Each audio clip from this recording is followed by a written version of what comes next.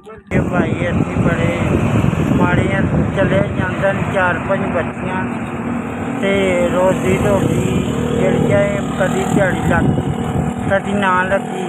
थोड़ी मेहरबानी कोई लाड़ी तो इलाज कराया बड़ा तो नहीं होया तो कारोबार माड़ा जा करके अपनी रोजी रोटी कमा ली थी।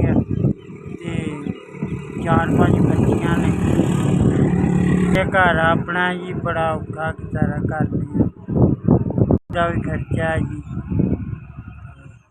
चाहिए गई का दौर तो गुजारा बड़ा औखा। 4-5 बच्चे ने उन्होंने खर्चा जी ब्याह शादी का उन्होंने भैन भरावां जाने का खर्चा वो भी करना है जी। औखी जिंदगी गुजार रहे हैं।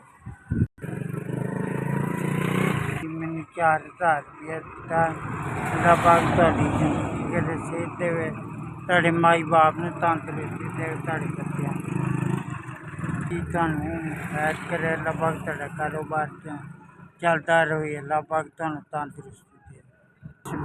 एसबी वालियां दा शुक्रिया जिन्ना मदद साढ़े तक चाहिए अल्लाह पाक उन्होंने खैर करे जी सेहत दे जिंदगी करे अल्लाह पाक उन्होंने बच्चों सेहत दे।